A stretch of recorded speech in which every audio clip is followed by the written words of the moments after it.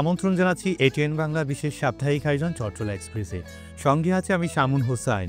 সুপ্রিয় দর্শক, আমাদের এই বিশেষ আয়োজনে আমন্ত্রিত অতিথি হয়ে উপস্থিত থাকেন চট্টগ্রামের সমাজ এবং রাষ্ট্রের সাথে সম্পৃক্ত বিশিষ্ট ব্যক্তি, যার মাধ্যমে আমরা জানতে চাই চট্টগ্রামের সমাজ এবং রাষ্ট্রের অতীত, বর্তমান, আগামীর গতিপথ সহ নানান দিক জানতে চাই। চট্টগ্রামকে নিয়ে কী ভাবনা তার, ব্যক্তি জীবনে অপ্রকাশিত বিভিন্ন ঘটনা ও সফলতা ব্যর্থতার কথা। সুপ্রিয় দর্শক, আপনারা সকলে জানেন এই চট্টলা এক্সপ্রেসের মাধ্যমে আমরা আলোচনা করি চট্টগ্রামের উন্নয়ন, সমস্যা এবং সম্ভাবনা নিয়ে। তার পাশাপাশি রাষ্ট্রের খুবই গুরুত্বপূর্ণ একটি খাত নিয়ে আজ আমরা আলোচনা করব। আমাদের পর্বটি সুন্দর একটা বিষয় নিয়ে সাজিয়েছে। আসলে আমরা শিক্ষা খাত, এই শিক্ষা খাত নিয়ে আজ আমরা আলোচনা করব। আমরা এই শিক্ষা খাত বর্তমানে কোন জায়গায় দাঁড়িয়ে আছে এবং শিক্ষা ব্যবস্থাটুকু কোন গতিতে সামনের দিকে এগুচ্ছে অন্তর্বর্তীকালীন সরকারের মাননীয় শিক্ষা উপদেষ্টা মহোদয় কীভাবে এটা শিক্ষা ব্যবস্থাপনা বা শিক্ষা খাতটাকে সাজাচ্ছে তা নিয়ে আজ আমরা ব্যাপক আলোচনা করব। উক্ত আলোচনার আলোচক হিসেবে আমাদের স্টুডিওতে উপস্থিত হয়েছেন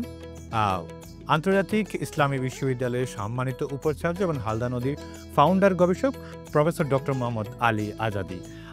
আর একটু যদি কথা বলতে যাই, চট্টগ্রাম বিশ্ববিদ্যালয়ে টানা 40 বছর ধরে প্রফেসর ডক্টর মোহাম্মদ আলী আজাদি শিক্ষকতার দায়িত্ব পালন করেছিলেন এবং প্রাণীবিদ্যা বিভাগের সম্মানিত চেয়ারম্যান হিসেবেও দীর্ঘদিন কাজ করেছেন। আমি এখন কথা বাড়াবো না, আমরা এই বিশেষ অতিথিকে আমরা স্বাগতম জানাচ্ছি স্যার আপনাকে আমাদের এটিএন বাংলা স্টুডিওতে এসে কথা বলার জন্য। আপনাকে অনেক ধন্যবাদ আমাকে স্বাগত জানানোর জন্য। আমি শুরুতে সহজ একটা প্রশ্ন করতে চাই, কেমন আছেন আপনি স্যার? আলহামদুলিল্লাহ, আমি ভালো আছি এবং দেশের এই প্রেক্ষাপটে আমরা মন খুলে কথা বলতে পারছি এবং জীবনযাত্রা সুন্দর করার জন্য কাজ করে যাচ্ছি। আল্লাহ আমাদের সহায় হন। তাই না? আপনার শিক্ষা জীবন এবং পেশাগত জীবন যাত্রা কেমন ছিল? কিভাবে আপনি এই অবস্থানে এসেছেন? আসলে শিক্ষার কথা বলতে গেলে বলতে হয় প্রথম মায়ের কথা। আমাদের চীনে একটা কথা আছে, যদি যার মা ভালো হয়, অর্থাৎ জমি যদি ভালো হয়, রোপা ফসল ভালো হবে। এখন বলে যে মা গুণে ছেলে, জমি গুণে ফলে। এখন মা যদি ভালো হয়, ছেলেও ভালো হবে, জমি ভালো হলে ফসল ভালো হবে। আমার মায়ের অবদান এখানে অনস্বীকার্য। ছোটবেলায় যখন মায়ের সাথে বসতাম রান্নাঘরে, তখন মাটির পাতিলে রান্না হতো আমাদের। মাটির পাতিলের ঢাকনা ছিল, আমরা বুরুনা বলতাম। একদিন আমি ওখানে লিখতে আঁকতে বললাম, মা এখানে লিখা যায়। তো মা বললেন যে, তুমি কি লিখে চিনো? হ্যাঁ, দেখাই তো লিখছে, চিনা যাচ্ছে তো। তখন আমাকে সরিয়ে ওখানে লিখে দিলেন এবং এই সরিয়ে তো অনস্কার বিষয়টা পর্যন্ত আমি বুরুনার উপরে ওনাকে লিখে আবার দেখাইলাম। উনি তো সন্তুষ্ট। একটা বই কিনে দিল আমাকে, জলমল নাম। তখন 1-2 একই রকম বই ছিল। এই বই কেনার পর আমাকে এটা পড়ানো হলো। আমি একদম শুরু থেকে শেষ পর্যন্ত আমার মুখস্থ হয়ে গেল। এরপর আমাকে স্কুলে দিল।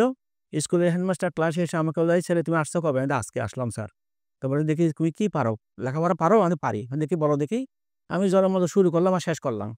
তুমি তো এই ক্লাসে বসতে পারবা না, তুমি ও 2 বাদ দিয়ে 3 তে বসবা। আমাদের 2-3 একই রকম বই তখন। তারা আমাকে 3 তে বসাই দিল। 3 তে বসলাম। ওখানে এক ছেলে আমাকে বলে, তুমি এখানে বসছো কেন? আজকে নতুন আসছো, তুমি ওইখানে যাবা। আমার ক্লাস 1 নামাই দিল পিটাইয়ে। পরের দিন মাস্টার এসে, তুমি এখানে নামছো কেন? আবার আমাকে উনি ওখানে তুলে দিলেন। বলে, আবার যে নামো তোমাকে পিটাবো আমি। পরের দিন আমাকে আবার নামাই দিল। তখন, কেন তুমি আমাকে বলো? আমাকে ওই ছেলেটা পিটায়। ঘরটা তাহলে ওখানে। আমাকে নিয়ে ছেলে একেবারে খবরদার, ওকা পিটাবা না, আমি তুলছি, ওই নিজের ইচ্ছে আসা নাই। পরে ক্লাস 3 তে আমি পরীক্ষা দিয়ে ক্লাস 4 এ গেলাম, 3rd হলাম। 4 থেকে ফার্স্ট হলাম, অদ্যাবধি ক্লাস 10 পর্যন্ত ফার্স্টই হলাম, আর কোনো সেকেন্ড হইনি। তো যাই হোক, ওখান থেকে মায়ের যে শিক্ষা, স্কুল থেকে আসার পরে প্রথম পাঠ্যপুস্তকে যা স্কুলে পড়া শেষ করতে হবে, মাগরিবের আগে একটু বের হতে দেবে। সাঙ্গুন নদী আমার বাড়ির পাশে, এখানে যেতাম, একটু আসতাম ঘুরে আবার পড়তে বসতাম। এশা রক্তের আগে পড়া সব শেষ। এরপরে খানে ফিনে ঘুম।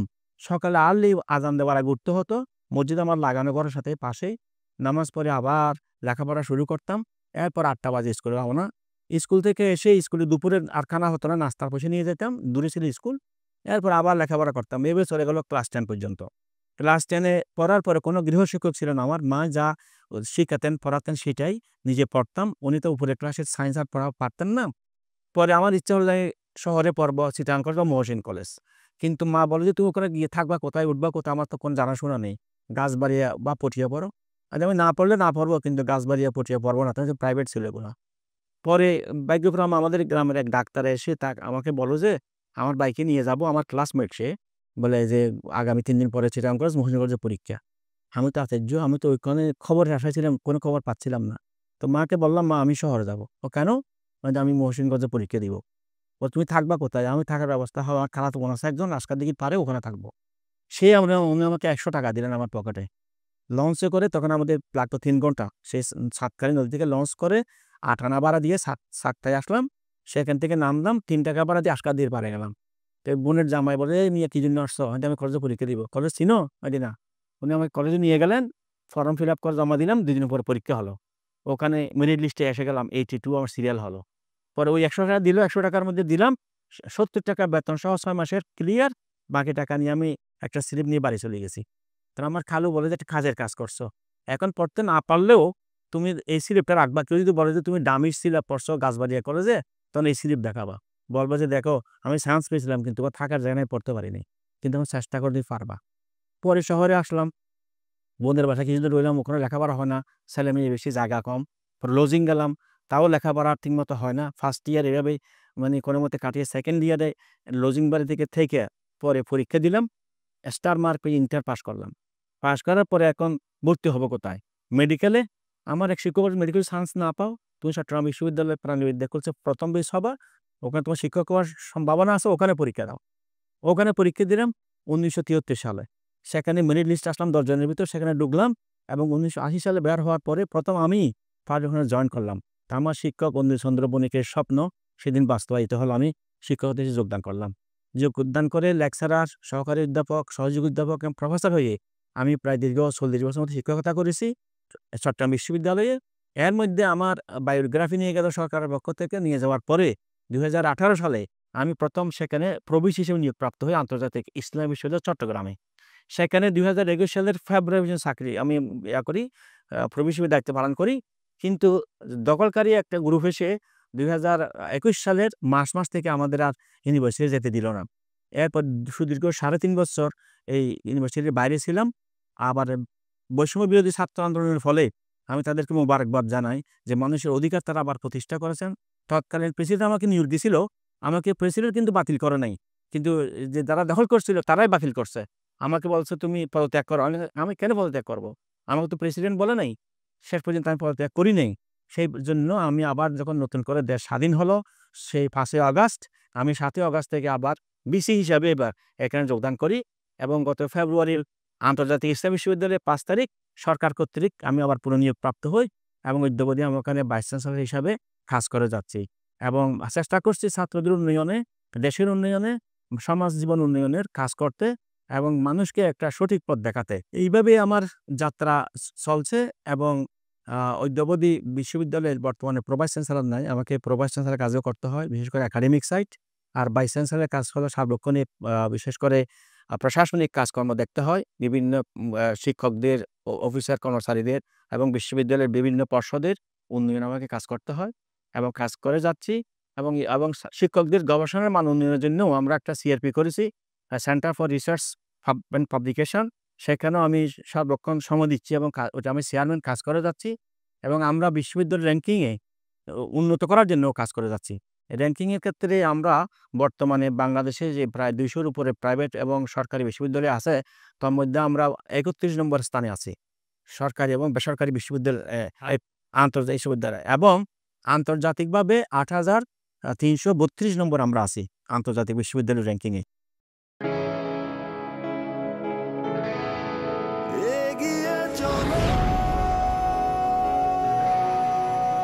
পাল্টে যাচ্ছে প্রতিদিন, জলে কিংবা স্থলে, প্রবল সম্ভাবনায়, ঊর্ধ্বপানে, নির্ভাবনায়। সেই সম্ভাবনাকে শক্তিশালী করতে, দীর্ঘস্থায়িত্ব নিশ্চিত করতে, নিরাপত্তার প্রতিশ্রুতি। HM Steel Expert। HM Expert B500 CWR। স্বাধীনতার সুবর্ণ জয়ন্তীতে নতুন বাংলাদেশ গড়ার প্রত্যয় এলো HM স্টিল। অভিজ্ঞ কর্মী বাহিনী, প্রতি স্তরে যত্ন। HM Steel Expert B500 CWR। স্বাধীনতা এনেছি, স্বাধীনতা রাখবই, শক্ত হাতে গড়ব দেশ। দৃঢ়, মজবুত, শক্তিতে অটুট HM স্টিল। বাবা, মা, দেয়ালটা চটা, মেঝেটাও ফাটা, দেখি এদিকে দাও তো। ছাদখানা যাতা, এবার বাড়িটা কর। আগে ভাবি যাই। জীবনে নাই সুর, ছাদ খসে স্বপ্ন দূর। বাড়ি বানাবো কোন সিমেন্ট দিয়ে? নিশ্চিন্তে ডায়মন্ড এক্সট্রিম। বিশ্বের ১৫০টিরও বেশি দেশে যে সিমেন্ট ব্যবহার হচ্ছে সেই একই মানের সিমেন্ট ডায়মন্ড এক্সট্রিম। কষ্টের টাকায় বানানো বাড়ি সুরক্ষিত হবে তো? অবশ্যই। ব্রিজ, হাইরাইজ বিল্ডিং, ফ্লাইওভারের মতো বড় নির্মাণে ডায়মন্ড এক্সট্রিম বিশেষভাবে উপযোগী। ইউরোপিয়ান নর্ম অনুযায়ী প্রস্তুত ডায়মন্ড এক্সট্রিম সিমেন্ট এখন বিদেশেও রপ্তানি হচ্ছে। Diamond extreme, powerful global cement.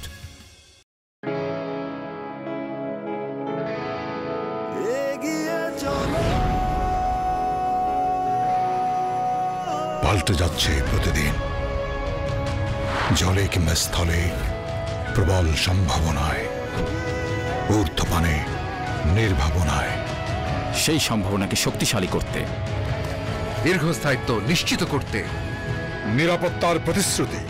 HM Steel Expert। HM Expert B500 CWR। স্বাধীনতার সুবর্ণ জয়ন্তীতে নতুন বাংলাদেশ গড়ার প্রত্যয় এলো HM স্টিল। অভিজ্ঞ কর্মী বাহিনী, প্রতি স্তরে যত্ন। HM steel expert B500 CWR। স্বাধীনতা এনেছি, স্বাধীনতা রাখবই, শক্ত হাতে গড়ব দেশ। দৃঢ়, মজবুত, শক্তিতে অটুট HM স্টিল। বাবা, মা, দেয়ালটা চটা, মেঝেটাও ফাটা, দেখি এদিকে দাও তো। ছাদখানা যাতা, এবার বাড়িটা কর। আগে ভাবি যাই। জীবনে নাই সুর, ছাদ খসে স্বপ্ন দূর। বাড়ি বানাবো কোন সিমেন্ট দিয়ে? নিশ্চিন্তে ডায়মন্ড এক্সট্রিম। বিশ্বের ১৫০টিরও বেশি দেশে যে সিমেন্ট ব্যবহার হচ্ছে সেই একই মানের সিমেন্ট ডায়মন্ড এক্সট্রিম। কষ্টের টাকায় বানানো বাড়ি সুরক্ষিত হবে তো? অবশ্যই। ব্রিজ, হাইরাইজ বিল্ডিং, ফ্লাইওভারের মতো বড় নির্মাণে ডায়মন্ড এক্সট্রিম বিশেষভাবে উপযোগী। ইউরোপিয়ান নর্ম অনুযায়ী প্রস্তুত ডায়মন্ড এক্সট্রিম সিমেন্ট এখন বিদেশেও রপ্তানি হচ্ছে। Diamond extreme, powerful global cement. আমি একটু জানতে চাই বর্তমানে বাংলাদেশের উচ্চশিক্ষা ব্যবস্থার চ্যালেঞ্জগুলো কি? আমাদের এখানে যে বিশ্ববিদ্যালয়গুলো আছে ২ ধরনের বিশ্ববিদ্যালয়। একটা হলো প্রাইভেট, বেসরকারি এবং সরকারি।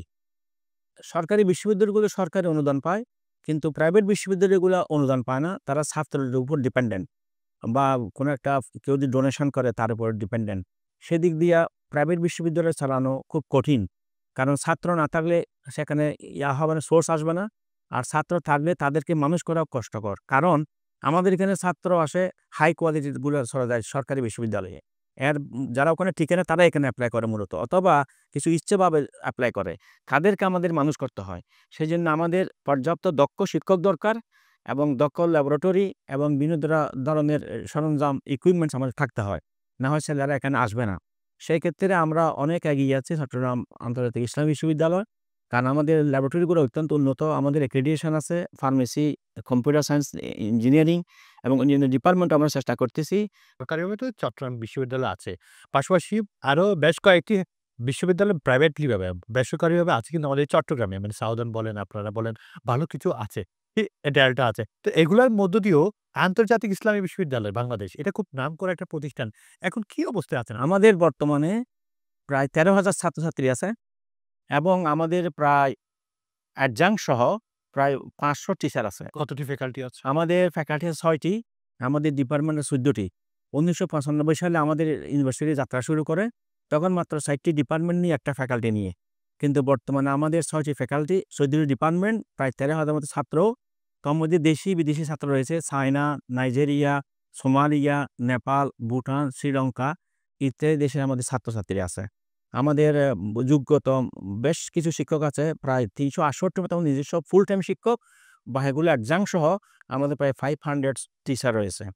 এবং যার কারণে আমাদের প্রায় ১০০-র অধিক, ১২০ খানা বাস ট্রান্সপোর্ট রয়েছে শহর থেকে ছাত্রদের নিয়ে যাওয়ার জন্য। সেই ক্ষেত্রে আন্তর্জাতিক ইসলাম বিশ্ববিদ্যালয় একটা বিরাট প্রতিষ্ঠান, যারা আমরা আঞ্জাম দিয়ে যাচ্ছি। আমাদের অনেক অসুবিধার মাঝেও আমরা অনেক কিছু সুবিধা দিয়েছি। আমাদের ছাত্র হল আছে, আমাদের কেন্দ্রীয় মসজিদ আছে, আমাদের সেন্ট্রাল লাইব্রেরি আছে। আপনাদের ফিমেলের জন্য আলাদা? Yes, it is very interesting that we are running 2 universities parallel. One is for male, one is for female. There are no co-education. সেখানে কোনো co-education নাই, মেয়েদের সেপারেট জোন, ছেলেদের সেপারেট জোন। সেজন্য আমাদের প্যারালাল দুটো গ্রুপ শিক্ষক কাজ করতে হয় এবং 2টা টাইম আমাদের বরাদ্দ করতে হয়। সেই ক্ষেত্রে আন্তর্জাতিক ইসলামী বিশ্ববিদ্যালয়ের গার্ডিয়ানরা খুব পছন্দ করেন। এটার উপরে সর্বপ্রথম আপনারাই তো করলেন, আমরাই করছি এটা। এটা আর কোনোখানে নেই। কারো কোনোখানে নাই, মানে ছাত্র এবং ছাত্রী আলাদাভাবে কোনো আলাদা কোনোখানে, পুরো আলাদা। ইসলাম মেনটেনটুকু আপনারা করেই কিন্তু কাজ করে আছেন। হ্যাঁ, রাইট। এবং আমাদের একটা কোর্স আছে এমডিপি, মোরাল ডেভেলপমেন্ট প্রোগ্রাম। আমাদের যেই ছাত্ররা আমাদের ওখানে ভর্তি হয় তারা অন্ততপক্ষে ধর্মীয় রীতিনীতিগুলো তারা জানবেই, কারণ তাদের একটা কোর্স করতে হয় মোরাল ডেভেলপমেন্ট প্রোগ্রাম হিসাবে। আমাদের এবং স্লোগানে হলো কোয়ালিটি উইথ মোরালিটি। আমাদের কোয়ালিটি উইথ মোরালিটি, এটা আমাদের মোটো ইউনিভার্সিটির। আমরা সেই ক্ষেত্রে কি, যেহেতু আন্তর্জাতিক ইসলামী বিশ্ববিদ্যালয়, সেক্ষেত্রে কি আপনার কি স্টুডেন্ট পান কি মুসলিম ধর্ম, ইসলাম ধর্মের এরকম? ইন্টারেস্টিং হলো আমাদের এখানে নন মুসলিম ছাত্রও আছে। আমাদের প্রায় 3 সেকশনের মতো নন মুসলিম স্টুডেন্ট আছে। আমরা তাদেরকে অগ্রাধিকার দিই, তারাও পড়ে, তারাও তাদের কোর্স পড়ে, তারাও এখানে কিছু এমডিপির কোর্স তারা নেয়। তারা ইচ্ছা করে নেয়, ছাপাই দেওয়া হয় না। তারা নিজেরাও জানে যে এখানে কি হচ্ছে, কি আছে দেখতে চায় তারা। আমাদের প্রচুর, মানে এরকম বাধ্যবাধকতা নেই ইসলাম ধর্মের হতে হবে এরকম নাই। না, তারা কিন্তু নিজেরাই কোর্সগুলো নেয়, তারা জানার জন্য, বোঝার জন্য, এবং তাদের অনেক জ্ঞান আছে এই বিষয়ে। শিক্ষার্থীদের মধ্যে এই নৈতিকতা মূল্যবোধ সৃষ্টিতে শিক্ষা প্রতিষ্ঠানগুলোর ভূমিকা কি, আসলে কি হওয়া উচিত? আসলে আমাদের যে শিক্ষা ব্যবস্থা আপনি যদি ধরেন, তাহলে এটা ব্রিটিশ প্রবর্তিত শিক্ষা ব্যবস্থা। ব্রিটিশেরা এখানে এসেছিল আমাদেরকে দখল করে নিয়ে তাদের দাস বানানোর জন্য। সেজন্য তাদের প্রজা হিসাবে গড়ে ওঠার জন্য, তাদের চাকর হওয়ার জন্য যেরকম দরকার, আমাদের কোয়ালিটি অফ এডুকেশন সেরকম ছিল। অদ্যাবধি আমরা তার থেকে মুক্ত হতে পারিনি। ব্রিটিশ যাওয়ার পরে আমাদের পাকিস্তান গেছে, এরপরে বাংলাদেশের 53 বছর পরেও আমরা এখনো আমাদের শিক্ষা ব্যবস্থা পরিবর্তন করতে পারিনি। আমরা মানুষ সৃষ্টির কারখানায়, মানুষ গড়ার কারখানায় মানুষ তৈরি করতে পারতেছি না। কারণ শিক্ষা ব্যবস্থার যে নীতি, সেটা আমরা এখনো উদ্দেশ্য আমরা বাস্তবায়ন করতে পারিনি। আমাদের নৈতিক জ্ঞান, যে কথাটা বলছেন, ধর্মীয় নৈতিক জ্ঞান না থাকলে কোনো একটা মানুষ সুন্দরভাবে গড়ে উঠতে পারে না। এবং কর্ম সৃষ্টি, আমাদের প্রধান উদ্দেশ্য যে বলেন, why you'll be job seeker, you will be job giver. সুতরাং আমাদের জব গিভারের যে টেন্ডেন্সি, জব সৃষ্টির যে টেন্ডেন্সি, সেরকম লেখাপড়া আমাদের পাঠ্যপুস্তক এখন আসা নাই। আমাদের আসতে হবে। এখন আমরা ইসলামী বিশ্ববিদ্যালয়ে যেটা করি, আমরা তো আর পাঠ্যসূচির বাইরে যেতে পারি না। আমাদের অ্যাক্রেডিটেশন পাইতে হয় ফার্মেসি কাউন্সিলের, কম্পিউটার বিভাগের। সুতরাং আমাদেরকে সেই কোর্স মানতে হয়। সেই সঙ্গে আমরা ইসলামিক ইউনিভার্সিটি যেহেতু নামকরণ করেছি আমরা, সেখানে আমরা এমডিপি কোর্স চালু রেখেছি, মোরাল ডেভেলপমেন্ট প্রোগ্রাম। সেখানে আমাদের ধর্মীয় ব্যবস্থাপনা, নৈতিক জ্ঞান কী করে অর্জন করতে হয়, কী করে ভালো মানুষ হতে হয়, দুর্নীতিমুক্ত হতে হয়, সেইভাবে কোরআন হাদিসের বেশ কিছু জিনিস সেখানে শেখানো হয় এবং সারা পড়ে সেটা। তো যেইভাবে আমরা করছি, সেভাবে প্রত্যেকটা ছেলে মোটামুটি জানে যে কী করে মানুষ হতে হয়, মানুষ গড়ার কারখানায় কী করে মানুষকে গড়ে উঠতে হয়, এটা তারা জানে। এখন ব্যক্তিগত জীবনে এটা অ্যাপ্লিকেশন দিল কি দিল তার নিজের ব্যাপার, সেখানে কোনো আমরা জোরাজুরি করতে পারি না। কিন্তু অন্যান্য বিশ্ববিদ্যালয়ে সেটা নাই, অন্যান্য প্রাইভেট বা পাবলিক বিশ্ববিদ্যালয়ে সেটা তারা নাই। তা আমাদের যেহেতু মোটো কোয়ালিটি উইথ মোরালিটি, সেহেতু আমরা সেটা চালু রাখছি। তো আমাদের ছেলেমেয়েরা অনেকটা এইভাবে ভালো। সেদিন আমি যে নামাজ পড়তেছিলাম, তো আমার আবার কোমরে ব্যথা, আমি তো মানে চেয়ারে বসে পড়তে হয়। তো ইসলাম ইউনিভার্সিটির 2 জন ছেলে আমার সঙ্গে ছিল। তো আমাকে বল, স্যার আপনি পড়ান। আমি পারবো না, তোমরা পড়ো। স্যার আমি পারবো না। আমি ইসলাম বিশ্ববিদ্যালয়ে পড়ো, তুমি বলছো নামাজ পড়াতে পারো, যে কি হলো? তারপর সে নামাজ পড়ালেন, অর্থাৎ শিখছে। অর্থাৎ ন্যূনতম জ্ঞান যদি আমার না থাকে ধর্মীয় বিষয়ে, তাহলে আমার উদ্দেশ্য এবং আদর্শ জানতে হবে। আমার এই দুনিয়া আমার চিরস্থায়ী বাসগৃহ নয়, আমি এই প্ল্যানেটের মানুষও নই, আমি অন্য প্ল্যানেট থেকে কিন্তু এসেছি। আমরা কিন্তু এলিয়েন সেদিক দিয়ে। সেজন্য আমরা জরা ব্যাধি, দুঃখ, রেডিয়েশন, আমাদের এই ভাইরাস, ব্যাকটেরিয়া আমাদের আক্রমণ করে। কারণ আমরা যেখানে ছিলাম সেখানে এগুলো ছিল না, যার কারণে আমরা ওখানে অ্যাডাপ্টেড ছিলাম। কিন্তু এলিয়েন হওয়াতে এখানে এসে আমরা বিভিন্ন ধরনের রোগে সুখে ভুগছি। কেন? We are not for here, our নিবাস ইজ নট দেয়ার। সুতরাং আমরা ফিরে গেলে সেখানে আবার আমরা পূর্ণ সুস্থ থাকবো। তবে এখানে আসার পরে যদি আমরা নৈতিকতা বিসর্জন দিই, দুর্নীতি করি এবং শিক্ষাকে আমরা কাজের আগে চুরির কাজে, তাহলে আমাদের এখানেও শেষ, যাত্রা করে শেষ পর্যায়ে পরকালীন জীবনও শেষ। যে বিশ্ববিদ্যালয়ে আপনি কাজ করেন, সেটা হচ্ছে আন্তর্জাতিক ইসলামী বিশ্ববিদ্যালয়। আমি একটু জানতে চাই এই জায়গায় শিক্ষার্থীদের মাঝে, ছাত্রছাত্রী শিক্ষার্থীদের মাঝে এই ইসলামী ব্যাপারটা আপনারা কিভাবে চর্চা করেন? আপনি কিভাবে চর্চার মধ্যে নিয়ে আসেন? আসলে কি শুধু নামের মধ্যে কি আসলে ইসলামী বিশ্ববিদ্যালয় মানে ইসলামটা আছে? না তাদের কাজ কর্মে, তাদের পড়ার পাঠদানে বা অন্যান্য যা আনুষঙ্গিক কার্যক্রমে শিক্ষার্থীদের সাথে এই চর্চা করা হয় ইসলামটা? তাদের নিজস্ব পাঠ্যপুস্তকের বাইরেও আরেকটা তাদের প্রোগ্রাম করতে হয়। সেটা হলো মোরালিটি ডেভেলপমেন্ট প্রোগ্রাম। যেটা অন্য ইউনিভার্সিটি না, এটা হলো এমডিপি বা মোরালিটি ডেভেলপমেন্ট প্রোগ্রাম। এটা স্পেশাল কোর্স, যেটা অন্য কোনো ইউনিভার্সিটিতে নাই। এটা আমাদের এখানে আমরা দিয়ে থাকি। এইটা হলো আমি যেমন আন্তর্জাতিক ইসলামী বিশ্ববিদ্যালয়ের নাম হওয়াতে আমরা ইসলামী এই কারিকুলামগুলো তাদেরকে শিখাই যে এখানে মোরালিটি কী করে ডেভেলপ করবা, ইসলাম কি বলে, how will develop your morality to conduct your daily life in future, এটা আমরা তাদের শিখে দিই। সেখানে হাদিস থাকে, কোরআনের কিছু লেসন থাকে, বিভিন্ন প্রফেটের জীবনী আছে, সৎ কাজ কী করে করতে হয়, অসৎ কাজ থেকে বিরত থাকতে হয় ইত্যাদি সেখানে পড়ানো হয় এবং সেটা তারা পড়ে, তারা নাম্বার পায়, সে পরীক্ষা দেয় তারা। সুতরাং এটা একটা কোর্স যেটা অন্য বিশ্ববিদ্যালয়ে নেই। আর আন্তর্জাতিক নামকরণ যেহেতু আমরা করছি, আন্তর্জাতিকভাবে আমাদের ছেলে মেয়েরা বিভিন্ন বিশ্ববিদ্যালয়ের সাথে আমাদের MOU আছে, মেমোরান্ডাম অফ আন্ডারস্ট্যান্ডিং। এর মতো অবস্থা আমাদের টার্কিতে, আমাদের মালয়েশিয়াতে, অস্ট্রেলিয়াতে, USA-তে আমাদের প্রচুর ছাত্র আছে, তারা মানে এক্সচেঞ্জ প্রোগ্রামে তারা গেছে আমাদের আন্তর্জাতিকভাবে। তারা আমাদের এখানে আবার উচ্চশিক্ষার জন্য যারা ব্রিলিয়ান্ট স্টুডেন্ট তাদের জন্য আমাদের ফ্রি ব্যবস্থা আছে। তারপরে যদি 3.5-এর উপরে যায় আবার অ্যাপ্লাই করতে পারে গরিব ছাত্ররা। আমরা ফান্ড রাখছি তাদেরকে এস্টাবলিশ করার জন্য। আর শরিয়া ফ্যাকাল্টি যেটা আছে আমাদের স্পেশাল ফ্যাকাল্টি, যেটা অন্য কোনো ইউনিভার্সিটিতে নাই এখন আমাদের এখানে। আমাদের এখানে 3-4টি ডিপার্টমেন্ট আছে, Quranic science and Islamic studies আছে, দাওয়ান ইসলামিক স্টাডিজ, তারপরে আপনার শরিয়া অ্যান্ড ইসলামিক স্টাডিজ, এগুলো আমাদের ইয়াতে আছে, এই বিশেষ করে শরিয়া ফ্যাকাল্টিতে রয়েছে।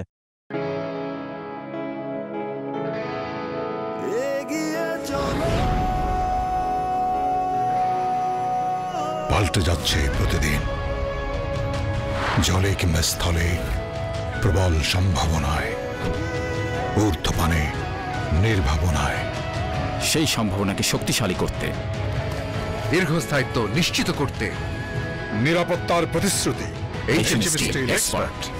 HM Expert B500 CWR। স্বাধীনতার সুবর্ণ জয়ন্তীতে নতুন বাংলাদেশ গড়ার প্রত্যয়ে এলো HM স্টিল। অভিজ্ঞ কর্মী বাহিনী, প্রতি স্তরে যত্ন। HM steel expert B500 CWR।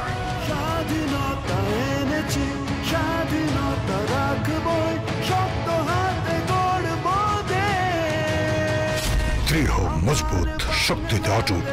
HM steel. বাবা, মা, দেয়ালটা চটা, মেঝেটাও ফাটা, দেখি এদিকে দাও তো। ছাদখানা যাতা, এবার বাড়িটা কর। আগে ভাবি যাই। জীবনে নাই সুর, ছাদ খসে স্বপ্ন দূর। বাড়ি বানাবো কোন সিমেন্ট দিয়ে? নিশ্চিন্তে ডায়মন্ড এক্সট্রিম। বিশ্বের 150টিরও বেশি দেশে যে সিমেন্ট ব্যবহার হচ্ছে সেই একই মানের সিমেন্ট ডায়মন্ড এক্সট্রিম। কষ্টের টাকায় বানানো বাড়ি সুরক্ষিত হবে তো? অবশ্যই। ব্রিজ, হাইরাইজ বিল্ডিং, ফ্লাইওভারের মতো বড় নির্মাণে ডায়মন্ড এক্সট্রিম বিশেষভাবে উপযোগী। ইউরোপিয়ান নর্ম অনুযায়ী প্রস্তুত ডায়মন্ড এক্সট্রিম সিমেন্ট এখন বিদেশেও রপ্তানি হচ্ছে। Diamond extreme, powerful global cement.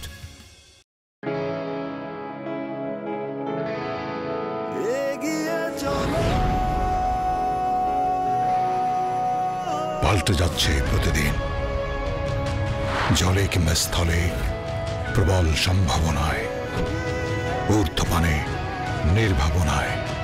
সেই সম্ভাবনাকে শক্তিশালী করতে, দীর্ঘস্থায়িত্ব নিশ্চিত করতে নিরাপত্তার প্রতিশ্রুতি। HM Steel Expert। HM Expert B500 CWR। স্বাধীনতার সুবর্ণ জয়ন্তীতে নতুন বাংলাদেশ গড়ার প্রত্যয়ে এলো HM স্টিল। অভিজ্ঞ কর্মী বাহিনী, প্রতি স্তরে যত্ন। HM steel expert B500 CWR।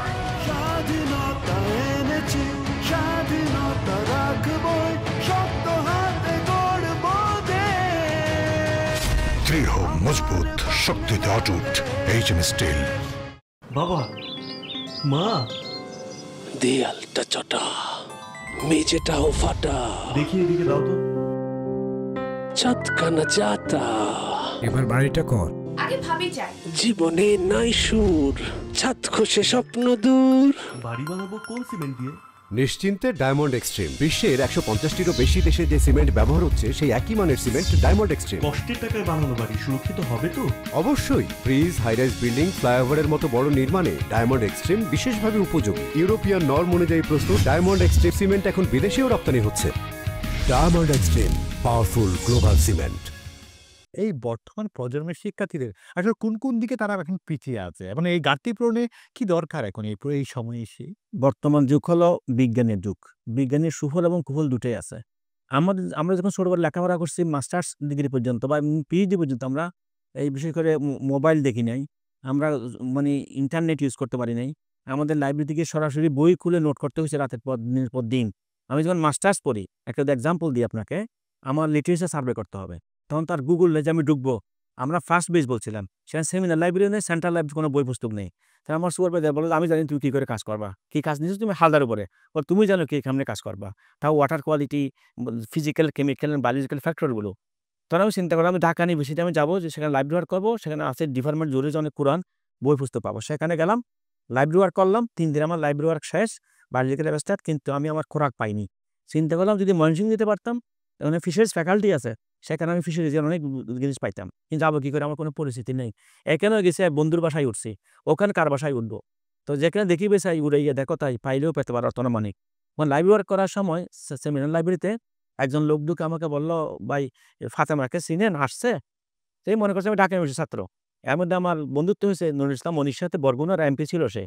আমি মনে দেখো তো উনি কি বলেন, বলে যে না ফাতেমাতে ফিশারিজের মধ্যে আসা নাই, তো লোকটা চলে যাচ্ছে। তাই আমি দাঁড়ান তো ভাই, হ্যাঁ আপনি কোথেকে আসছেন? আমি ময়মনসিংহ থেকে। কী করেন? ভাই আমি শিক্ষক। হ্যাঁ আপনার খুঁজছি আমি। কী জন্য? হ্যাঁ আমি আপনার ওখানে লাইব্রেরি ওয়ার্ক করতে চাই, আপনি আমাকে সাহায্য করতে পারবেন? হয়তো অফকোর্স। মানে কখন যাবো? হয়তো এখনই আমি যাবো, চাইলে আমার সাথে আসেন। ওনার সাথে আমি চলে গেলাম, ওদের কলাবাগান রেস্ট হাউসে মাইক্রোতে নিয়ে গেল, রাত্রে ওনার রুমে রাখলো আমাকে, সব লাইব্রেরিতে পরিচয় করা দিল, আইডি কার্ড দিয়ে, তারপরে বই ঘাটা শুরু করলাম। থিসিস গাঁটতে গাঁটতে একটা থিসিস পেয়ে গেলাম 1969 সালের সুমন দেওয়ানের লেখা, ecology of the Mymensingh lake with a special reference to the spawning of 5 small fishes. এটা আমার হালদা নদীর limited the river Halda with a special reference to the spawning of major curves, রুই কাতলা মৃগেল, কিছুটা মিল পেলাম। ওইটা আমি ভালো করে স্টাডি করলাম, রেফারেন্স নিলাম, মেটেরিয়ালস এন্ড মেথডস নিলাম, এসে রেফারেন্সগুলো আনলাম। তখন বেঞ্চ জায়গার মধ্যে আনতে 3 মাস সময় লাগতো একটা রেফারেন্স আনার জন্য। তারপরে স্টাডি করে আমি হালদার কাজ শুরু করলাম, এবং হালদা নদী যখন আমি থিসিস জমা দিলাম, আমার সুপারভাইজার বলে যে বাকি যে জমা দিছো এর জন্য একটা হয় নাই, আজাদির মতো করে লিখে নিয়ে আসো, এটা তোমাদেরটা হয় নাই, কারণ তারা এইসব লাইব্রেরি ওয়ার্ক করে নাই। তাহলে আপনি যদি লাইব্রেরি ওয়ার্ক করেন, তাহলে আমার সময় কোথায় এই আজে বাজে মানে দুশ্চিন্তা করার বা খারাপ সময়ে ব্যবহার করার, আড্ডা দেওয়ার? আমি তো এসে আবার ঢুকে গেছি আমার লাইব্রেরিতে, আবার আমার পড়ার টেবিলে, গবেষণাগারে। আমার এক মুহূর্ত সময় নাই, 6 মাস আমি এক নাগারে বাড়ি যাই নাই। আমার আম্মা বলে যে তুমি আগে বাড়ি আসতে 1 মাস পর পর, এখন আসো না যে কি অবশ্যই তোমার অবস্থা কি? মানে আমার লেখাপড়া করতে হচ্ছে মা। তো আমি সেদিন বিল গেটসের এখানে পড়লাম, যন্ত্রকে যদি ভালো লক্ষ্য হচ্ছে 90 দিন কোথাও যাবে না, নিজের কাজ নিজে করো। তাহলে আমাদের এখানে কি আমরা 90 দিন কোথাও যাই? আমরা সকালবেলা বের হয়ে রাত্রে নিচেতে করে ফিরি, কোথায় আড্ডা মারি, কোথায় কি করি, কোনো ঠিক নেই। তাহলে নীতি থাকবে কোত্থেকে? আমার নিতে হবে বই রিলেটেড, আমার নিতে হবে শিক্ষা রিলেটেড, আমার নিতে যে হয় বন্ধু বান্ধব রিলেটেড, আড্ডা রিলেটেড। তাহলে আমি নিজেকে গর্ব কখন, দেশকে গর্ব কখন? এখানে হলো মূল কারণ, আমাদের এত মানে বিভিন্ন আজে বাজে সিস্টেম এসে গেছে, ফেসবুক থেকে শুরু করে, এগুলো আমরা ভালো কাজে ইউজ করতে পারতাম, কিন্তু ভালো কাজ না করে খারাপ কাজ আমরা ইউজ করছি। আমরা আগে হাতে লিখতাম, তাহলে আমাকে পড়তে হতো জিনিসটা। এখন আর পড়ে না, শুধু ফটোকপি করে নোট নিয়ে চালাইয়া দেয়। এখানে অনেকগুলো ফ্যাক্টর আছে, টিচারে ক্লাস করে না, ওই নোটটা সংগ্রহ করে তার উপর বেস করে কয়েকজন থেকে নোট নিয়ে পড়ে, অর্থাৎ কোনো বইয়ের অথারের নামও জানা না ঠিক মতো, বইটা পড়েও না ঠিক মতো। তো এইখানে আমাদের বিশেষ করে সামাজিক যে দুষ্টকতা আমরা কত হয়ে যাচ্ছি, ফেসবুক কমাই দিতে হবে, আমাদের আড্ডা কমাই দিতে হবে, আমাদের বইয়ের দিকে নজর দিতে হবে। তাহলে বিল গেটস তৈরি হবে, এখানে নিউটন তৈরি হবে, এখানে আইনস্টাইন তৈরি হবে। এখানে যদি আমরা গানে নাচে মগ্ন থাকি, তাহলে তো আমাদের এসব তৈরি হবে না। এবং এগুলো আমাদের আসল শিক্ষার জন্য উপযুক্ত, যেমন পরিবেশ আছে মানে গুগলে, আবার অন্যদিকে নিয়ে যাওয়ার জন্য পরিবেশ আছে। গবেষণা খুবই দরকার। আপনি এতক্ষণ কথা বলছেন যে গবেষণা নিয়ে কথা বলছেন। এই আমাদের শিক্ষার্থীদের মধ্যে এই গবেষণার ক্ষেত্রটা তৈরি করার জন্য আসলে কি করা উচিত?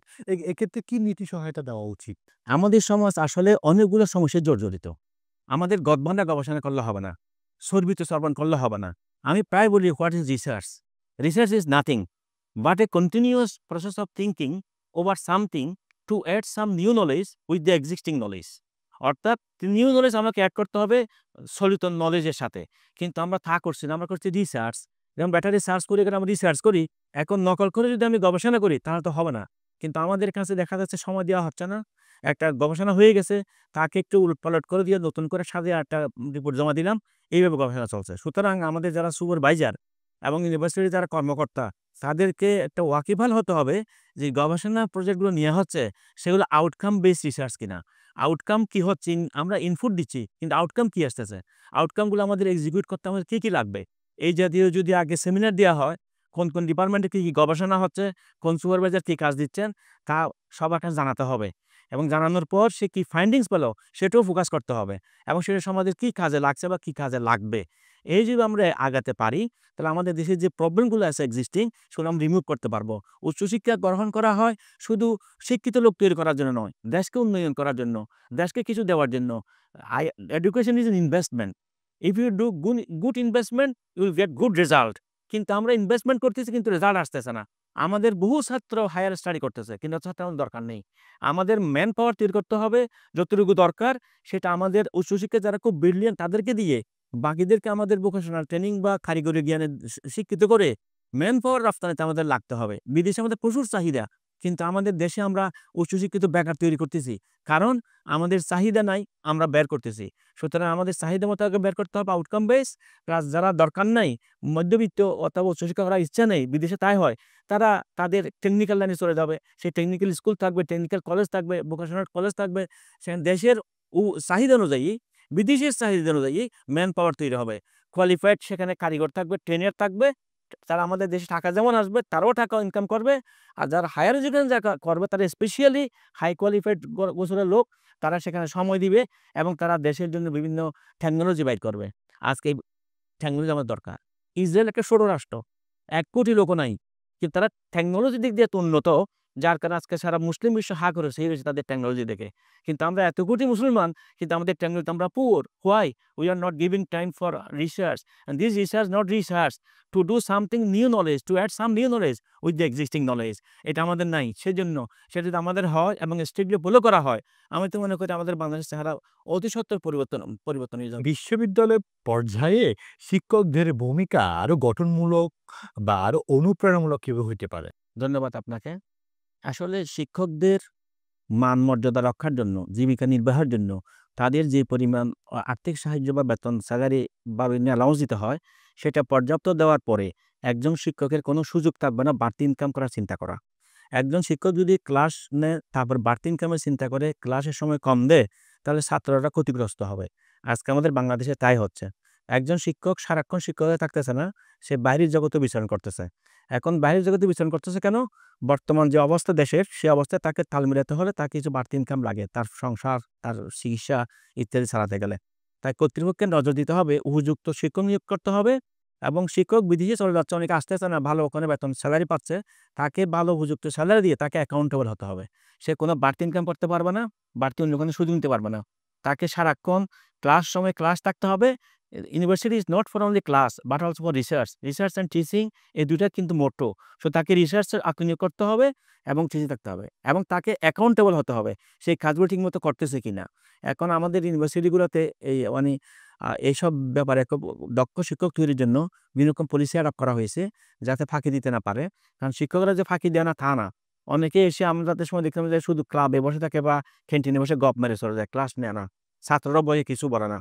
সুতরাং ছাত্রদের জ্ঞান বিতরণ করতে হবে, ছাত্রদের রিসার্চ করাতে হবে এবং সে সুযোগ্য হতে হবে এবং সুযোগ্যের মূল্যায়ন করে তাকে অথচ দেখেন স্যার, দেশে অন্যান্য দেশে কিন্তু শিক্ষকদের সম্মানটুকু একদম আকাশচুম্বী। রাইট। আমাদের দেশে কিন্তু শিক্ষকদের মূল্যায়ন কম, যার কারণে শিক্ষকরা শিক্ষকতা পেশায় এসে তারা অন্য কাজের কথাও চিন্তা করে।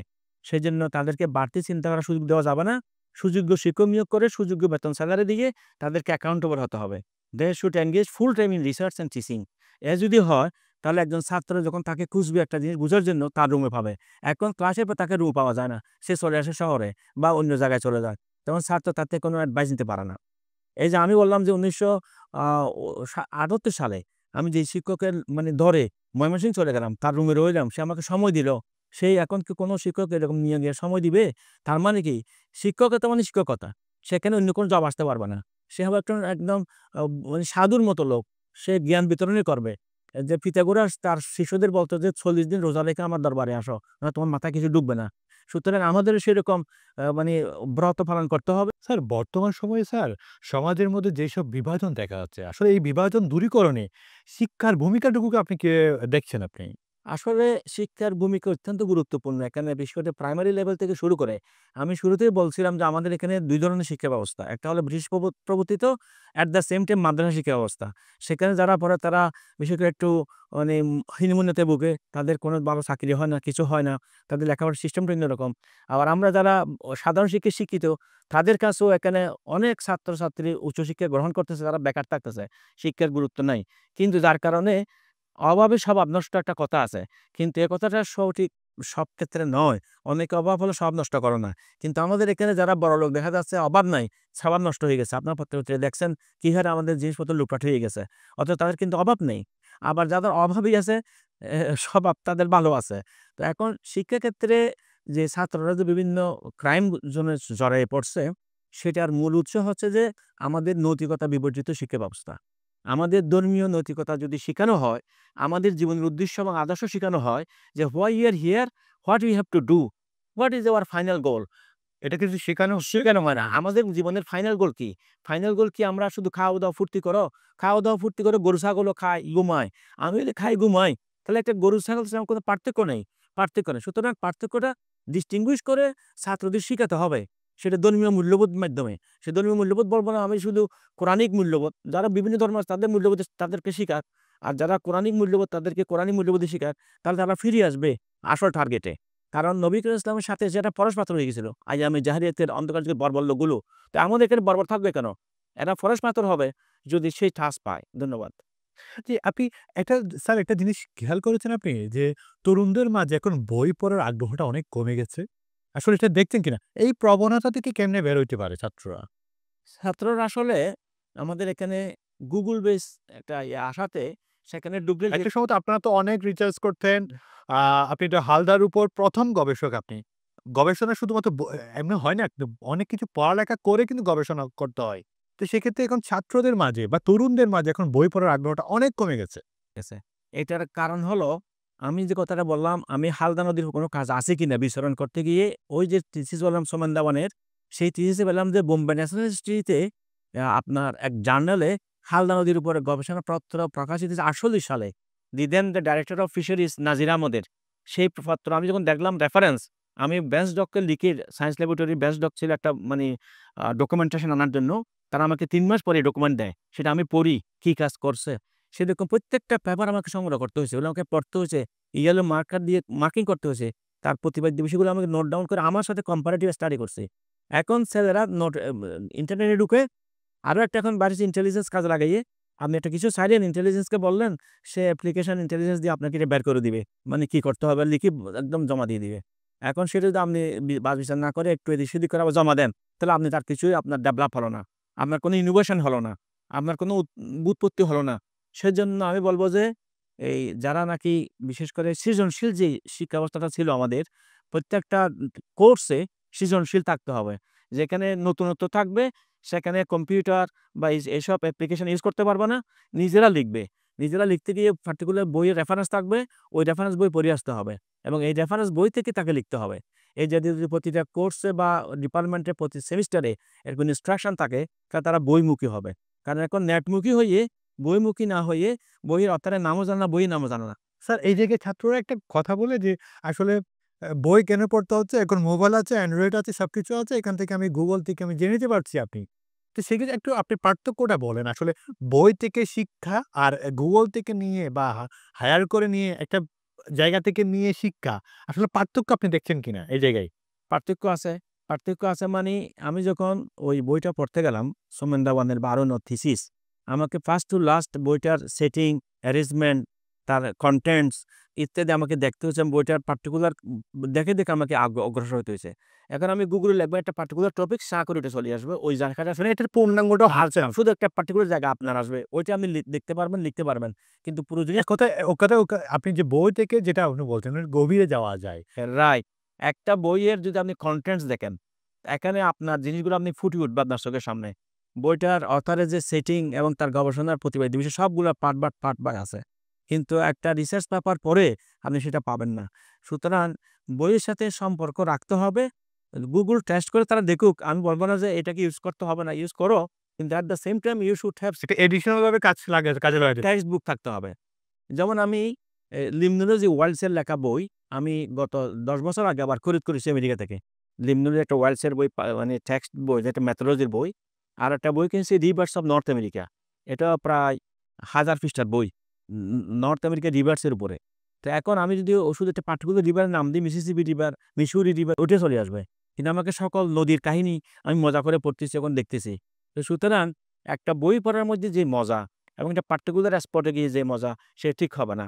আপনি যদি তরকারি খান, আপনি বাটি শুধু দেখলেন, এক টুকরা মাংস তুলে দিলেন, যে মজা পাবেন, বাটি শুধু দেখলে তার চেয়ে মজা বেশি পাবেন। সেটা আপনার টেস্টের উপর নির্ভর করবে। আপনি কি শুধু এক টুকরা শুকনো খেয়ে মজা পাবেন, না রসালো করে মজা নেবেন, সেটা আপনার ইচ্ছা। আপনার অভিজ্ঞতা আলোকে আপনি জানতে চাই আসলে একজন আদর্শ শিক্ষক হওয়ার জন্য বা একজন আদর্শ শিক্ষার্থী হওয়ার জন্য আসলে কি বৈশিষ্ট্য থাকা দরকার? একজন আদর্শ শিক্ষকের বৈশিষ্ট্য হতে হবে, জ্ঞান পিপাসু হতে হবে, তাকে জানার আগ্রহ থাকতে হবে। যেমন আমি যখন কোনো একটা জিনিস দেখি নতুনত্ব, সেটা গোগ্রা শিখার চেষ্টা করি। এখানে কি আছে, নতুন কিছু পারছি কিনা।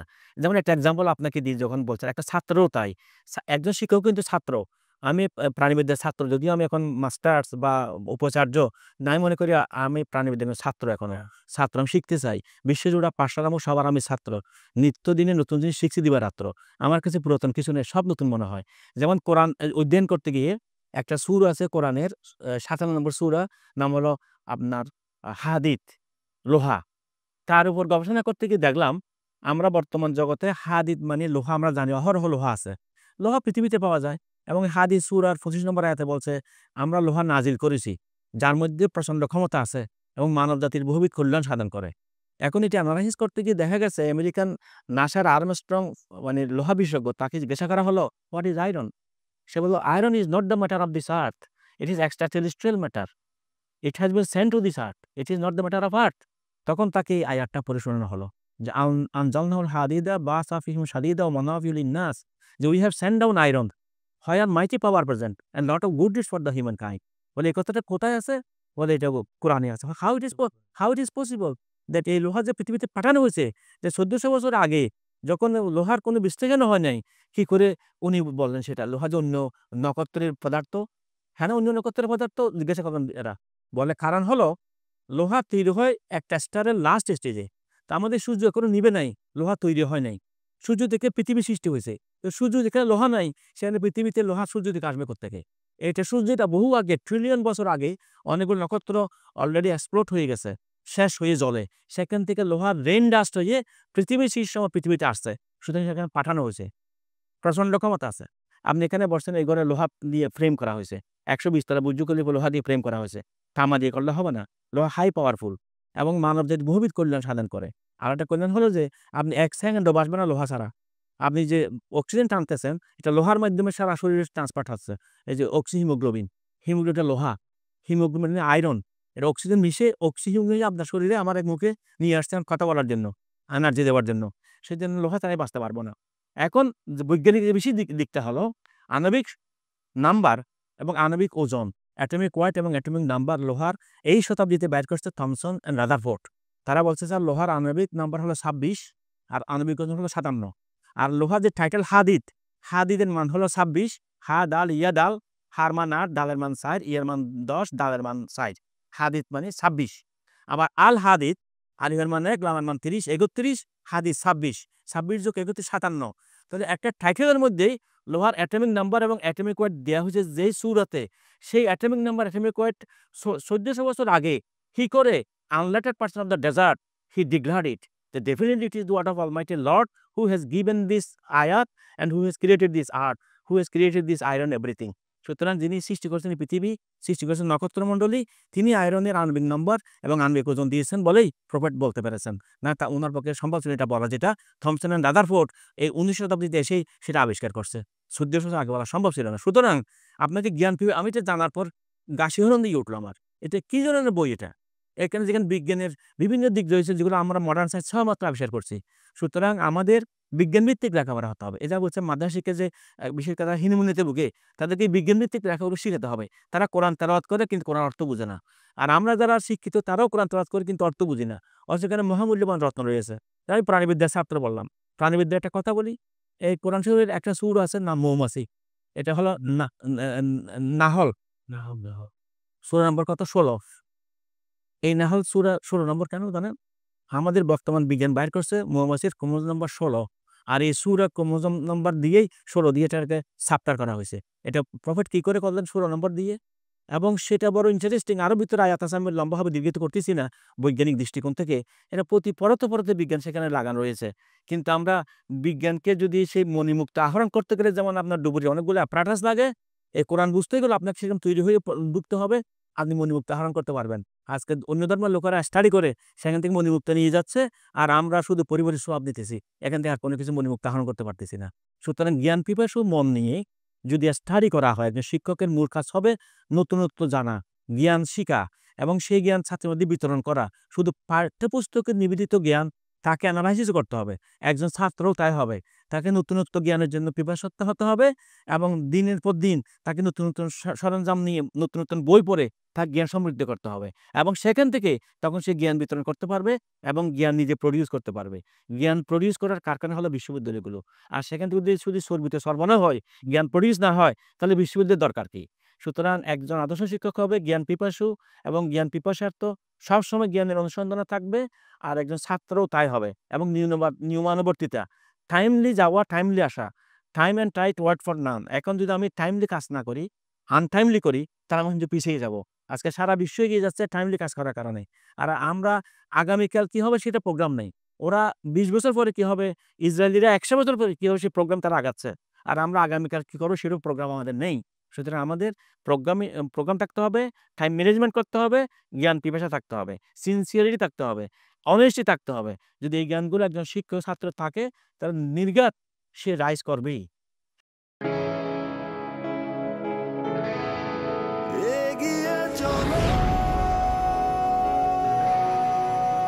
পাল্টে যাচ্ছে প্রতিদিন, জলে কিংবা স্থলে, প্রবল সম্ভাবনায়, ঊর্ধ্বপানে, নির্ভাবনায়।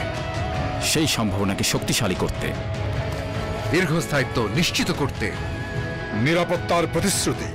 HM Steel Expert। HM Expert B500 CWR। স্বাধীনতার সুবর্ণ জয়ন্তীতে নতুন বাংলাদেশ গড়ার প্রত্যয় এলো HM স্টিল। অভিজ্ঞ কর্মী বাহিনী, প্রতি স্তরে যত্ন। HM Steel Expert B500 CWR। স্বাধীনতা এনেছি, স্বাধীনতা রাখবই, শক্ত হাতে গড়ব দেশ। দৃঢ়, মজবুত, শক্তিতে অটুট। HM steel. বাবা, মা, দেয়ালটা চটা, মেঝেটাও ফাটা, দেখি এদিকে দাও তো। ছাদখানা যাতা, এবার বাড়িটা কর। আগে ভাবি যাই। জীবনে নাই সুর, ছাদ খসে স্বপ্ন দূর। বাড়ি বানাবো কোন সিমেন্ট দিয়ে? নিশ্চিন্তে ডায়মন্ড এক্সট্রিম। বিশ্বের 150টিরও বেশি দেশে যে সিমেন্ট ব্যবহার হচ্ছে, সেই একই মানের সিমেন্ট ডায়মন্ড এক্সট্রিম। কষ্টের টাকায় বানানো বাড়ি সুরক্ষিত হবে তো? অবশ্যই। ব্রিজ, হাইরাইজ বিল্ডিং, ফ্লাইওভারের মতো বড় নির্মাণে ডায়মন্ড এক্সট্রিম বিশেষভাবে উপযোগী। ইউরোপিয়ান নর্ম অনুযায়ী প্রস্তুত ডায়মন্ড এক্সট্রিম সিমেন্ট এখন বিদেশেও রপ্তানি হচ্ছে। Diamond extreme, powerful global cement.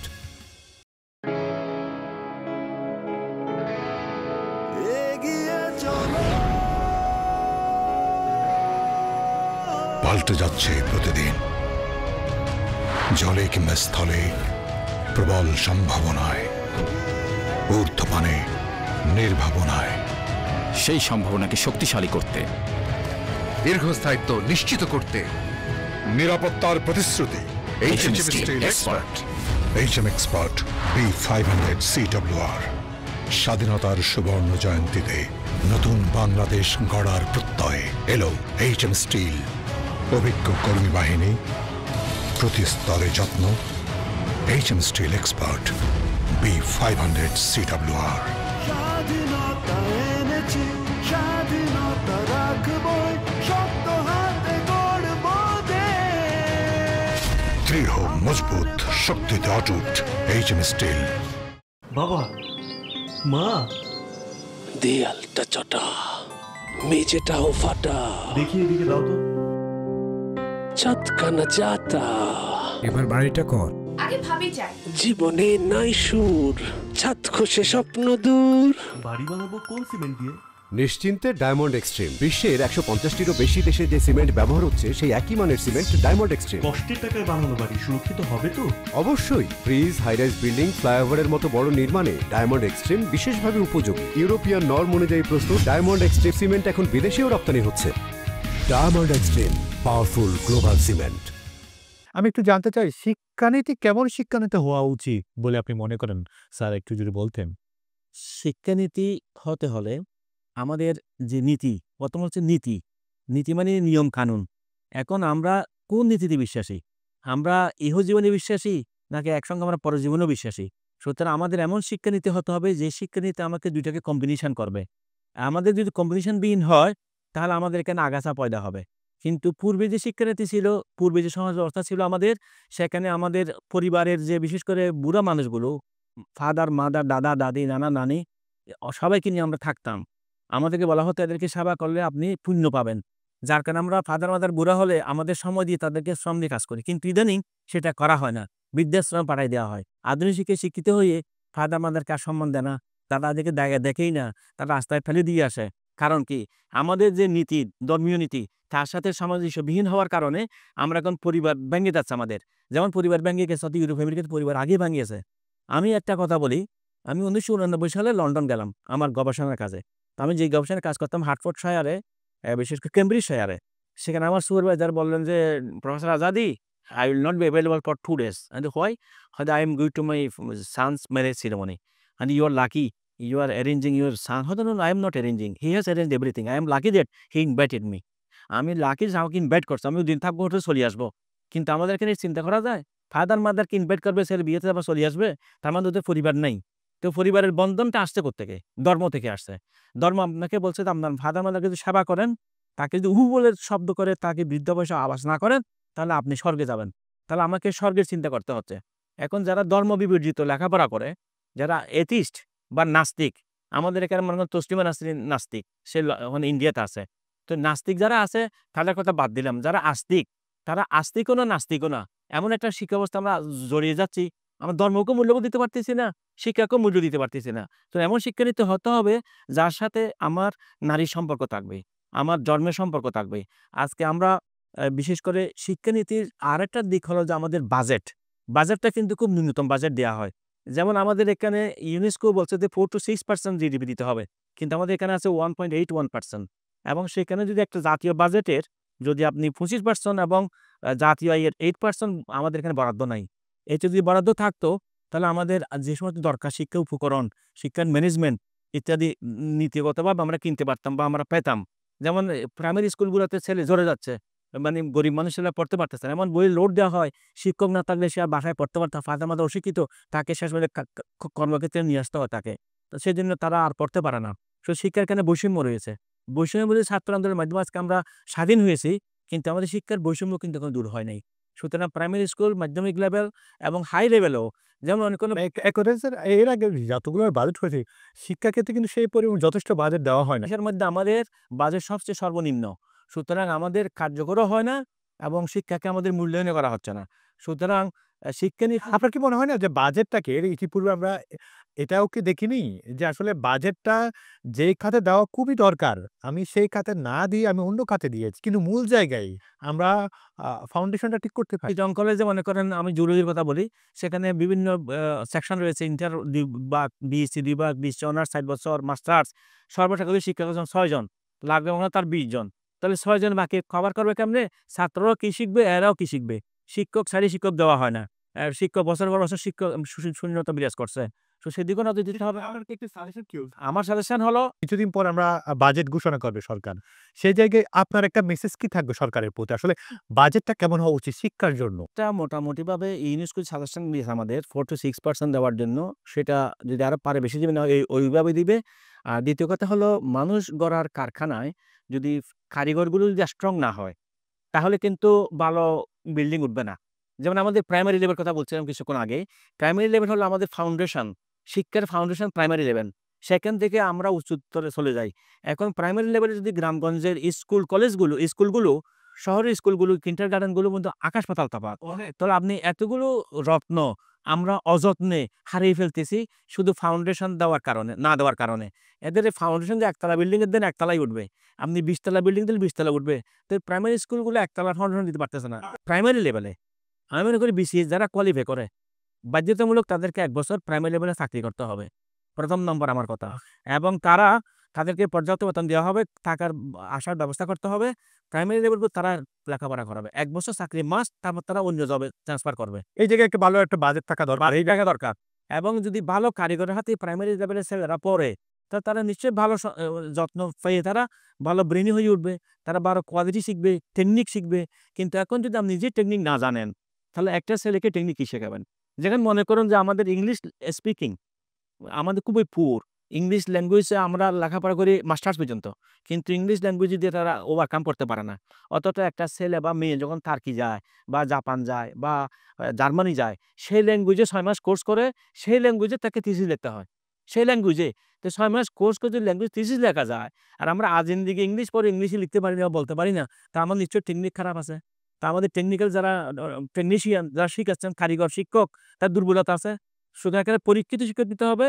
Sri Lanka পাশের দেশ, থাইল্যান্ড পাশের দেশ, ইন্ডিয়া ইভেন কি তারা তামিলনাড়ু গেছে ইংলিশ কথা বলতে পারে, কিন্তু আমাদের এখানে পারে না। আমাদের না পারে বাংলায়, না পারে ইংলিশে, না পারে আরবিতে, সব করে আমরা দুর্বল। তো দুর্বলকে সবল করার জন্য আমাদের শিক্ষকতা পেশায় যারা আসবেন সুযোগ্য, এই জন্য বলছে বিসিএস কোয়ালিফাই করে তাদের যদি কম্পালসারি বাধ্যতামূলক করা হয়, তাদের সুযোগ্য বেতন স্যালারি দিয়ে, তাহলে আমরা মনে করি it is investment. If you do good investment, এটা নিয়োগে যদি আপনি ভালো নিয়োগ না দেন, তাহলে আপনি আশা করবেন কি করে ভালো ফল? নিয়োগ দিবেন পুয়ার আর আশা করবেন হাই, তা তো হবে না। তা আমাদের এখানে গন্ডগোলটা শিক্ষাক্ষেত্রে। আমি মনে করি যে আমরা এতদিন আশঙ্কায় ছিলাম স্যার, এখন কি আমরা আশাবাদী হব কিনা? প্রথমত এটা জানতে চাই, আশাবাদী হব কিনা আমরা একদম শেষ প্রান্তে। আর বৈষম্যের বিরুদ্ধে এত আন্দোলন, এখন রাষ্ট্রের বিভিন্ন অর্গান যেহেতু নষ্ট করে সংস্কার চলছে, বৈষম্য হচ্ছে, বৈষম্যের বিরুদ্ধে এখন সংস্কারটুকু হচ্ছে। আপনার কি মনে হয় না, আপনি যেহেতু আমাদের এই চট্টগ্রামে থাকেন, আমরা প্রাণের শহরে থাকেন, বড় হয়েছেন এখানে, আমার কি মনে হয় না, আমি চট্টগ্রামের কথাই বলি, যে সরকারি প্রতিষ্ঠান এবং বেসরকারি প্রতিষ্ঠানের মধ্যে মানের অনেক পার্থক্য আছে? আপনার কি মনে হয় কিনা, বা আপনি কি মনে করেন কিনা আসলে শহরের শিক্ষার মান, শিক্ষা দেওয়ার পদ্ধতি, গ্রামের শিক্ষা দেওয়ার পদ্ধতি পার্থক্য আছে কিনা? এইসব বৈষম্য থেকে আসলে আমরা বেরোতে পারবো কিনা? হ্যাঁ, আমরা অবশ্যই বেরোতে পারবো।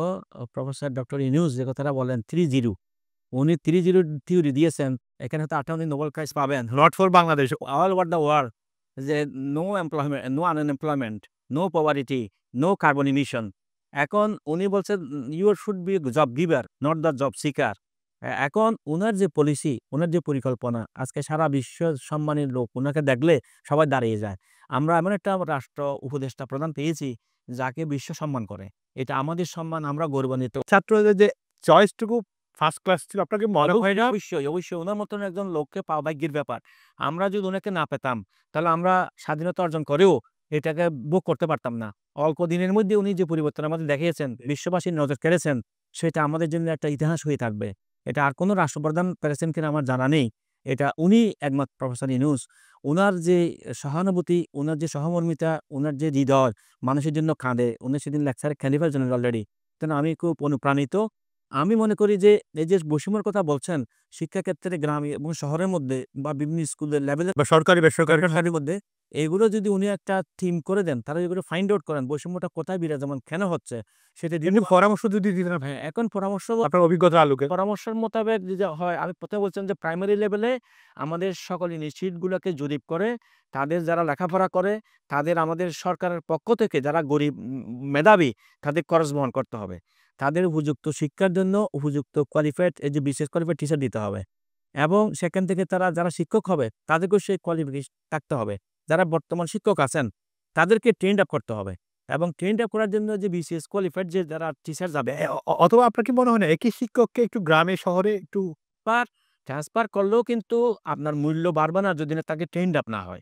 তো ট্রেন্ড আপ করার জন্য, যেমন যখন বিভিন্ন বেসরকারি কলেজগুলো সরকারিকরণ হলো, চিটাগং কলেজের নাম করা কলেজ ছিল, যখন একসময় এদের টিচারগুলো অন্য বেসরকারি কলেজ চলে গেল, বেসরকারি কলেজের শিক্ষকরা চিটাগং কলেজে আসলো, তখন চিটাগং শিক্ষার মান অনেক সময় কমে গেছিল, কারণ মাঝখানে তারা ওইরকম ট্রেন্ড আপ না।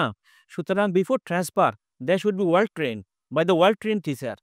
তাহলে তারা যখন যত্ন তার ভিতরে ঢুকবে, তখন যত্ন সে দিতে পারবে। আমার কাছে যদি খুশবু থাকে, ভালো মানে সেন্ট থাকে, আমার সঙ্গে লাগলে আপনার গায়ে সেন্ট লাগবে। কিন্তু আমার কাছে দুর্গন্ধ থাকে, আপনি আমাকে সেন্ট পাবেন না। সুতরাং যিনি শিক্ষা দিবেন তাকে আগে ভালো গুণীগুণিত হতে হবে এবং সে ওয়ার্ল্ড ট্রেন্ড হতে হবে। দরকার হলে বিদেশের থেকে লোক এনে হলেও এখন ট্রেন্ড আপ করতে হবে এবং সেই পরিমাণ তাদের সুযোগ সুবিধা সৃষ্টি করতে হবে এবং কোনো বৈষম্য রাখা যাবে না স্কুলগুলোর মধ্যে। যে বৈষম্য দূর করা যায়, রাষ্ট্রীয় পর্যায়ে ইনভেস্টমেন্ট বেশি বাড়িয়ে দেওয়া যায়, আমার তো মনে হয় মালয়েশিয়ার মতো অতি অল্প সময়ে আমরা রাইজ করতে পারবো। আমি বলছি আমরা অপাত্রে দান করব না। শিক্ষার আয়তনটা হলো একটা সুন্দর একটা অবয়ব আমাদের দেশে আছে, কিন্তু আমরা সেটাকে যথাযোগ্য মর্যাদায় লালন করতে পারতেছি না। কারণ হলো আমাদের ট্রেনিংয়ের অভাব, আমাদের পলিসির অভাব, আমাদের ম্যানেজমেন্টের অভাব। সুতরাং আমাদের পলিসি যদি আমরা ঠিক করি যে আমরা প্রাইমারি লেভেল যেগুলো ছাত্র প্রোডাকশন দিব তারা কোন লেভেলের হবে, কীভাবে লেভেল মেনটেন করবো, সেই শিক্ষকগুলো কারা হবে। কারণ মেট্রিক পাস করলে পর থার্ড ক্লাস নিয়ে বা সেকেন্ড ক্লাস নিয়ে তাকে আমি ছাত্র পড়াতে দিই, সে ভালো পড়াতে পারবে না, কারণ সে ফাউন্ডেশন দিতে পারবে না, তার ফাউন্ডেশন নিজেরই নেই, সে আরেকজনকে ফাউন্ডেশন দিবে কী করে।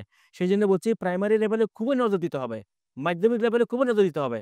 এরা যখন উপরে যাবে তখন তারা এমন স্পিরিটি হবে যে, এবং স্পিরিট থাকবে তাদের ভিতরে, তারা কলেজ শিক্ষকরা মানে এদিকে গেলে সম্মোহিত হবে, এরা তো আমাকে অনেক ভালো জানে। সুতরাং তারাও চেষ্টা করে ভালো করে জানা, ভালো করে পড়ানোর। এখনও যারা ভালো ক্লাস শিক্ষকরা যায় তারা বয়ে যায়, ভালো প্রিপারেশন আনলে কিন্তু আমাকে ধরবে ছাত্ররা। সুতরাং আমাদের গোড়ায় গড়াত হলো আমাদের প্রাইমারি লেভেল খুবই উইক। আমাদের কিছু সংখ্যক স্কুল কলেজ আছে, যে কিছু প্রাইমারি লেভেল আছে শহর বন্দরে হলো কিন্ডার গার্ডেন বা বড় লোকের ছেলেমেয়েরা পড়ে, তারা হয়তো একটু শিখে, আবার তাদের টিউটরও আছে। এদের নাই টিউটর, নাই শিক্ষক, তাহলে কী করে আপনি দেশকে রাইজ করবেন? যারা ফাউন্ডেশন দিবে দেশে তারাই তো উইক। সুতরাং এই ক্ষেত্রে প্রচুর দিতে হবে, ইনভেস্টমেন্ট করতে হবে, ট্রেন টিচার দিতে হবে, বাজেট বাড়াতে হবে।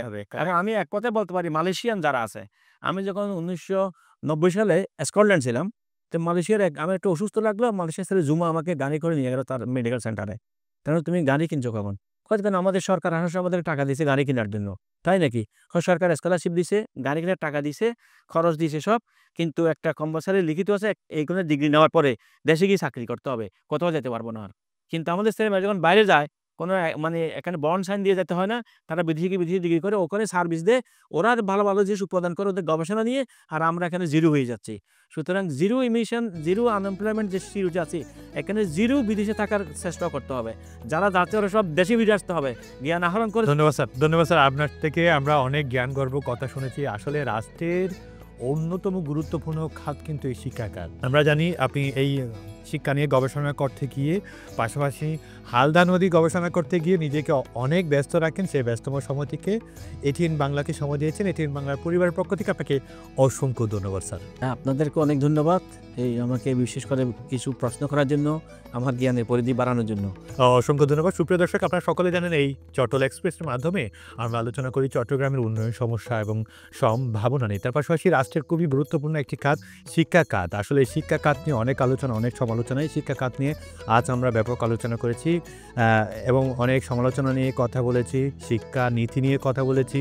আসলে আদর্শ শিক্ষক, আদর্শ শিক্ষার্থী হওয়ার জন্য কী কী বৈশিষ্ট্য থাকা প্রয়োজন তা নিয়েও আজ আমরা ব্যাপক আলোচনা করেছি। সমাজকে সাজানোর জন্য শিক্ষার ভূমিকা কি হতে পারে তা নিয়েও আজ আমরা ব্যাপক আলোচনা করেছি। আমাদের সম্মানিত আলোচক ছিলেন আন্তর্জাতিক ইসলামী বিশ্ববিদ্যালয়ের সম্মানিত উপাচার্য এবং হালদা নদীর ফাউন্ডার গবেষক প্রফেসর ডক্টর মোহাম্মদ আলী আজাদী। আগামী পর্ব দেখবার আমন্ত্রণ জানিয়ে শেষ করছি আপনাদের সকলের প্রিয় অনুষ্ঠান চট্টল এক্সপ্রেস। সে পর্যন্ত ভালো থাকুন, সুস্থ থাকুন, আল্লাহ হাফেজ।